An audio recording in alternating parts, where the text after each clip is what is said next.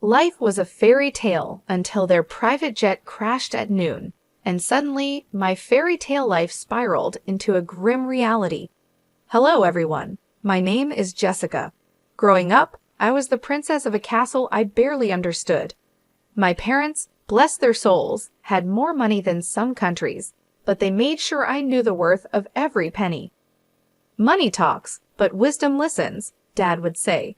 Mom insisted on me knowing how to budget before I even knew how to properly spell luxury. Life was a fairy tale until their private jet crashed at noon, and suddenly my fairy tale life spiraled into a grim reality. Overnight, Grandma took me under her wing. Her name is Alexandra.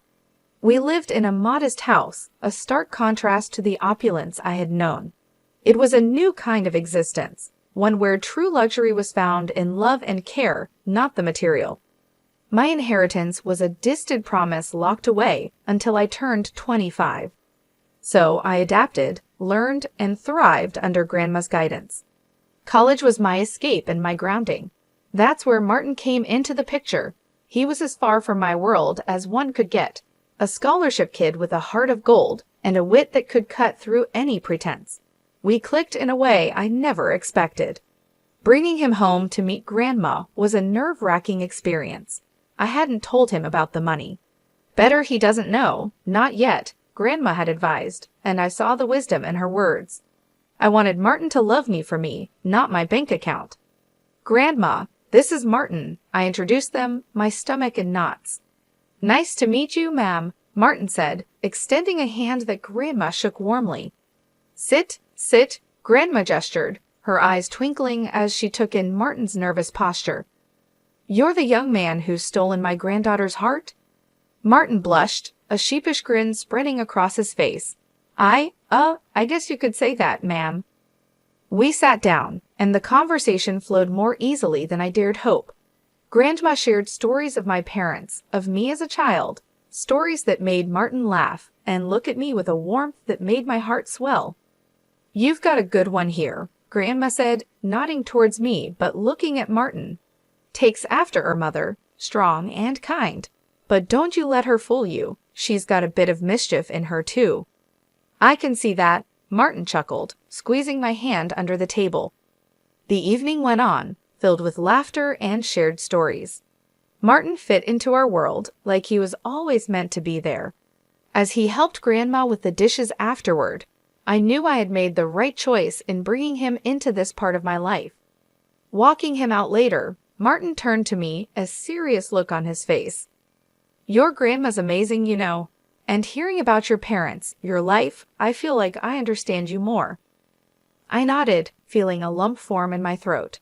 I'm glad, Martin. There's a lot to me, more than meets the eye, I guess. He smiled, pulling me into a hug. I'm here for all of it, every layer. It doesn't matter what's in your bank account. It's you I care about. I hugged him back tighter than I ever had before. In that moment, I knew I could trust him, but I also knew the weight of the secret I was keeping. It was a delicate balance, one I hoped wouldn't tip and spill over. The ride to Martin's parents' house was a quiet one, filled with the kind of silence that's too thick to cut through. I could tell Martin was nervous, his hands gripping the steering wheel tighter than usual. You sure you're ready for this? I asked, trying to break the ice. Yeah, my mom can be a bit much. Don't take anything she says to heart, okay? Martin's attempt at a reassuring smile didn't quite reach his eyes. The house loomed ahead, grand and imposing as we pulled up. My stomach twisted into knots. This was it, no turning back now. We were barely through the door when Martin's mom, Marion, made her entrance. Her eyes landed on me like two laser beams, sizing me up in a way that made my skin crawl. So this is the girl you've been hiding, she said, her voice as cold as the marble floors. Mom, this is, Martin began, but Marion waved him off. I know who she is. Come, let's sit. I prepared some tea. Her command was not to be ignored, leading us into a living room that felt more like a showroom. The tea was served, and Marion wasted no time. I hear you were raised by your grandmother. Must have been quite the humble upbringing, she said, the word humble sounding more like an insult. I clenched my jaw, fighting to keep my cool. It was. My grandma taught me a lot about life. Important stuff, not just fluff. Marian's lips twitched in a smirk. I see. And your parents? Gone too soon, I heard. Tragic, really. How does one cope without the proper guidance? Martin jumped in, clearly uncomfortable. Mom, that's enough. Let's not. No, it's okay, Martin, I interrupted, feeling a surge of defiance. Yeah, my folks are gone, and yeah, it was tough, but I got through it. It made me who I am. Marian sipped her tea, her gaze never wavering. Interesting. And what about your future, dear? Any plans, or are you just riding along on my son's coattails? That stung. I took a deep breath, reminding myself why I was here. I've got plans, big ones, and I don't need to ride on anyone's coattails to make them happen. The air was thick with tension. Martin, bless him, tried to change the subject. Mom, let's not do this, okay? We're here to enjoy each other's company. Marian set down her teacup, a calculated move. I'm merely trying to understand the woman my son has chosen. You can't fault a mother for caring about her child's future. The back and forth felt endless, a verbal tug-of-war where no one was winning. Just when I thought I couldn't take any more, Martin's sister Emily made her entrance. Her eyes were curious but held an edge of judgment that matched her mother's. So you're the famous girlfriend. Heard a lot about you. Not all good, I might add, Emily said, her voice dripping with disdain. I was about to snap back. When Martin stood up, he said, That's enough, both of you. We came here in good faith to share a part of our lives with you. If that's not something you can respect, then maybe we should leave. The rest of the visit was awkward, to say the least. Conversations felt forced, every laugh a little too loud, but Martin held my hand under the table, a silent promise that we were in this together. As we left, I couldn't help but feel a mix of relief and frustration. I'm sorry about that, Martin said once we were in the car. They can be a bit intense. I sighed, watching the lights of the house fade in the rearview mirror. It's not your fault, but man, your mom and sister, there's something else. Martin chuckled, a sad sort of sound. Yeah, they are. But hey, we survived, right? Survived and stronger, I agreed, leaning my head against the window. The night sky was clear, the stars shining bright.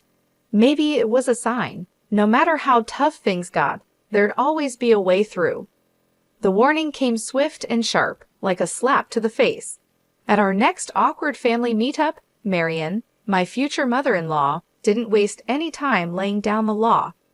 If you two are serious about getting married, we're getting a prenup signed, she declared, her eyes drilling into me as if daring me to object. I shrugged and let out a low, fine by me. I'm not after your son's money. Martin looked like he wanted to crawl into a hole and disappear. Once we were out of there, he was all apologies and promises. My mom won't get in our way. I promise we'll be happy, he said, his eyes pleading for me to believe him. The wedding planning sailed smoothly enough, but the big day itself, that's when the storm hit. Emily, the sister and in-law-to-be, got soused beyond belief and decided it was showtime. In the middle of our reception, she staggered up, glass in hand, and slurred out accusations loud enough for the back row to hear. This one's a gold digger, doesn't know the first thing about our kind of life. Illiterate, trying to snag my brother's cash. After that, there were other antics, molesting guests, and other things that are not customary to talk about in decent society.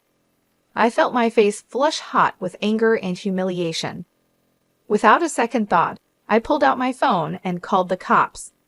This drama needed an audience, and I wasn't about to let Emily's performance go unchecked. The aftermath was a hurricane of accusations and threats. Marian vowed revenge for the disgrace I'd brought upon their family. You've made a mockery of us. The press will have a field day with my daughter's antics, thanks to you. Martin was torn, trying to play peacemaker in a war that had no room for neutrality. I saw the strain in his eyes, the way his shoulders sagged under the weight of his family's drama, and his desire to keep us afloat. But I stood my ground, my resolve hardening. This wasn't just about me anymore. It was about drawing a line, about not letting wealth or the lack thereof dictate how I was treated. As the dust settled and the night grew quiet, Martin and I sat amidst the wreckage of what was supposed to be our happiest day. "I'm sorry," he whispered, his voice heavy with unshed tears. "I never wanted any of this." I took his hand, feeling the rough edges of our new reality. "We'll get through this, but things need to change, starting with setting boundaries with your family." The vow we made that night wasn't just about staying together. It was about fighting for the respect we deserved, about not letting old money or old grudges define our future. 2 years slipped by since we said, "I do," and those vows felt heavier every day. Marian practically vanished from our lives, and honestly, I didn't miss her one bit. But it wasn't just her absence that marked those years. It was Martin's changing attitude that really drove the wedge between us. He'd come home late, if at all, muttering excuses about work that didn't quite add up. The warmth we once shared cooled into courtesy, and then even that faded. The tipping point came one night when he threw his jacket on the chair like it had personally offended him and said something I never thought I'd hear. "You know, I could have done better. Married someone with a bit more class, more in line with my circle." His words stung like a slap. I stood there, gum-smacked, wanting to scream, to tell him about the fortune that was mine. But Grandma's voice echoed in my head, advising patience to see Martin for who he truly was. So I swallowed the truth and the hurt, biting back tears. I thought maybe, just maybe, if we had a child, it might bridge the gap between us, remind him of the love that brought us together. "Martin, don't you think it's time we thought about having a baby? It could bring us closer," I ventured one evening, hoping to spark something of the man I fell in love with. His reaction was like a cold shower. "A baby now? Don't be ridiculous. We're not ready for that, not by a long shot." That conversation shut me down. It wasn't just the refusal, it was the disdain, the way he made it clear that what I wanted, what I thought could save us, was nothing but a foolish fantasy. Days turned into weeks, and those weeks into months of silence, of living side by side, but not together. Each rude remark, every late night, added another brick to the wall between us. I confided in Grandma, poured my heart out over cups of tea that had gone cold before I could finish them. "He's not the man I married, Grandma. I don't know if he ever was." She listened, her eyes sad but understanding. "You can't make someone be who you want them to be, darling. Sometimes we see what we want to see until we can't ignore the truth any longer." Her words, though heavy, carried a sliver of relief. I wasn't crazy. I wasn't asking for too much. I just wanted a partner, someone who saw me as an equal, who respected me. But as the days passed, it became clearer that wasn't who Martin was, not anymore, if he ever had been. The idea of leaving crossed my mind more times than I cared to admit. But every time it did, I pushed it away, hoping against hope that something would change, that the man I loved would find his way back to me. The vibe was set for a killer party. I'd gone all out for Martin's birthday bash, hoping to bring back a spark into what had turned into a pretty mundane marriage. No expense was spared, and the guest list was a who's who of our closest pals. Notably missing from the invite list were Marian and Emily, my mother-in-law and sister-in-law. Their drama was the last thing I needed ruining the night. Martin was in high spirits, soaking in the adoration and well wishes from everyone. For a moment, it felt like we were back in the honeymoon phase, all laughter and inside jokes. But that bubble burst the second Marian and Emily crashed the party, uninvited but clearly expecting to be welcomed. Turns out, Martin had gone behind my back and invited them, hoping to avoid any family fallout.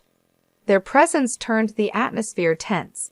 Emily, in true form, made a beeline for the booze, dressed in an outfit that screamed, "Look at me," and not in a good way. Glorious remarks flew under the radar, each one a veiled jab at me or our marriage. As the night wore on, Emily's antics escalated, fueled by champagne and a need to be the center of attention. She started a rant about me not fitting into their family, how I was unworthy of their name. It was a mess, and Martin was nowhere to be found, too busy playing the good son to notice the circus unfolding. The climax of the evening was when Emily, a few sheets to the wind, decided to air out some dirty laundry. Waving around some documents, she slurred out insults, each word a knife. The spectacle ended with her stumbling into the pool, documents flying everywhere. I rushed over, more out of curiosity than concern, and gathered the scattered papers. My heart sank as I pieced together what they were: divorce papers, signed by Martin. It was like a punch to the gut, each signature a betrayal. I stood there numb as the reality of the situation washed over me. My husband, the man I had vowed to spend my life with, had decided our journey was over without so much as a word to me. The party around me faded into a blur as I clutched the documents, Martin's signature glaring up at me, confirming what I didn't want to believe. This wasn't just a party to remember. It was the end of everything I thought we had. In the aftermath of the pool incident, I sought clarity amidst the chaos. My heart pounded as I approached Martin, holding the soaked documents that had unwittingly unveiled a truth I was unprepared for. "Martin, what's this about?" I demanded, my voice stronger than I felt, thrusting the divorce papers toward him. Before he could respond, his mother interjected with a smugness that made my skin crawl. "Oh dear, looks like your little scheme didn't work out, did it? Martin is leaving you. Thought you could trap him with a baby for his money." I stared at Martin, searching his eyes for any sign of the man I married, but he couldn't meet my gaze. His silence was more telling than any words. With resignation, I signed the divorce papers. They were just a formality now, a closing chapter of a book I no longer wished to be part of. As the dust settled, Grandma approached, her presence a calming force. She didn't need to say anything. Her eyes conveyed volumes of empathy, understanding, and unspoken support that bolstered my resolve. It was then she decided to reveal the truth, not just to me, but to everyone present. "She doesn't need any of your money," Grandma declared, her voice steady and strong. "In a month, she turns 25 and will inherit a fortune far beyond what you could imagine. She's been raised to value people over wealth, to seek out genuine connections rather than financial gain." The room fell silent, the weight of her words hanging in the air. Marian's face morphed from smugness to shock, then to a desperate kind of greed as she quickly began backpedaling, her apologies as transparent as they were insincere. Martin, too, seemed suddenly eager to rewrite the narrative, insisting his intentions were never to hurt me, that he was merely influenced by his mother. But it was too late. The veil had been lifted, revealing the stark reality of our relationship and the motivations behind it. I met their apologies with a quiet smile, not out of forgiveness, but out of an inner peace that came from understanding my worth independent of the wealth that awaited me. "You've shown me your true colors," I said, my voice imbued with newfound strength. "As for surprises, well, I prepared another one for you." At that moment, a loud honk echoed through the tension.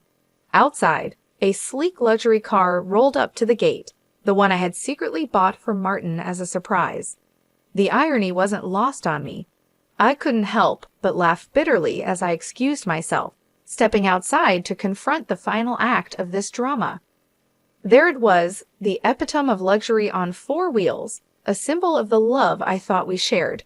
Now just another piece in the game of pretense and betrayal. Without a second thought, I slid into the driver's seat, the leather cool and unyielding beneath me, much like my resolve. Grandma, ever my rock, joined me, her presence a silent testament to the strength and dignity that ran in our blood. Turning to face the house, I saw Martin and his mother at the door, their expressions a mix of confusion and awe. "Everything from now on goes through my lawyer," I called out to them, my voice clear and devoid of the warmth it once carried. "And don't worry about my stuff. I'll have a courier pick it up." Their faces, once smug and self-assured, now painted a picture of realization and loss, not just of the wealth coveted, but of the person they underestimated. With that, I turned the key, the car's engine purring to life, a sweet sound that promised freedom and new beginnings. Grandma and I shared a look, a silent agreement that this was the first step toward a future unburdened by deceit and manipulation. After the revelations and dramatic exits, the air seemed clearer, as if the truth had not only unveiled the greed and deceit, but also cleansed the path ahead. It wasn't long before the first test of my newfound resolve came knocking, or rather, calling. The phone rang, its shrill tone slicing through the calm like a knife. On the other end was none other than Emily, her voice dripping with an unfamiliar sweetness. "Hey, I just wanted to, clear the air between us. We're practically the same age, right? We could be friends." I couldn't help but let out a short, disbelieving laugh. The contrast between this sugary tone and her usual disdain was stark. "Friends?" I echoed, the word feeling foreign. "You mean like how friends don't badmouth each other at parties or try to humiliate them in front of everyone?" There was a pause, a moment where I imagined I could hear the cogs turning in her head as she searched for a response. "Well, water under the bridge and all that," she attempted feebly. "Water into the pool, you mean?" I shot back, unable to resist the jab. The silence that followed was telling. It was clear that my refusal to play along had derailed her plans.